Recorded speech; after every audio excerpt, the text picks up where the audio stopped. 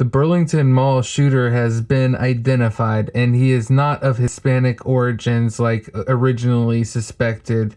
And everyone thought that because there's not very many Muslims in the area. Actually, there's pretty much just whites and Hispanics. And I could say that because I actually live in Burlington area.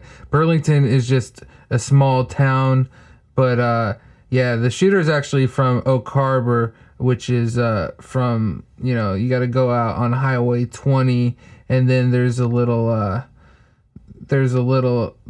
bridge called Deception Pass. It's pretty high up in the air, and it's very beautiful. It's usually a little windy.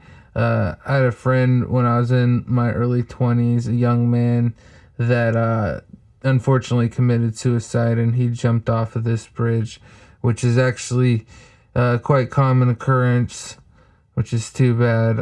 Yeah, Oak Harbor is mostly a Navy town. That's where the shooter is actually from, even though he shot up the Macy's in the mall in Burlington. It's called Cascade Mall. But yeah, he's from Oak Harbor. It's mostly a Navy town, and most of the jobs are created from the economy from the Navy.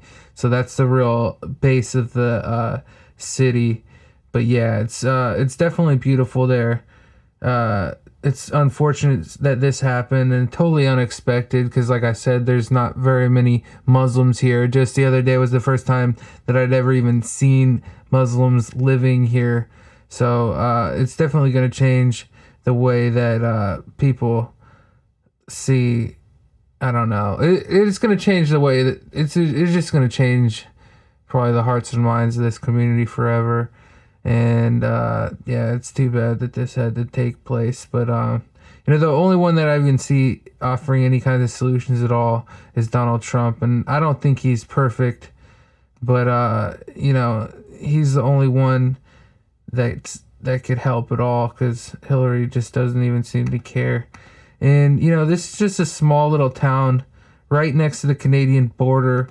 It's about, I would say, 15-20 miles south of the Canadian border. And if it could happen here, it could happen anywhere, I guess. I've seen terrorism all on the national news, so it's not like totally out of nowhere that something like this could happen. And that's not to say that this was like this guy had a direct connection to ISIS. He could just be ISIS inspired, but ISIS inspired to me is just as bad or even worse, because it's harder to stop it, but this ideology is sick and twisted, obviously. And it's like, how do you stop an ideology, especially in America where we have the First Amendment? And I love the First Amendment, but I really hate Islam, and that's like an exception. That's like, some people say it's hypocritical, but I don't think so. I think if we had to make an amendment to specifically ban Islam and only Islam, and everyone else gets the freedom of speech, I think that might be something that a lot of folks might be interested even in. I'm not offering that as a solution necessarily. I don't know. I just, like, when things like happen, you get so mad. It's like, what can you do? You start thinking of ideas. I'm just throwing things out there. Like, I'm not saying I have the answers here, but yeah, the only one I really trust is Donald Trump, and Clinton ain't really doing nothing. Too bad.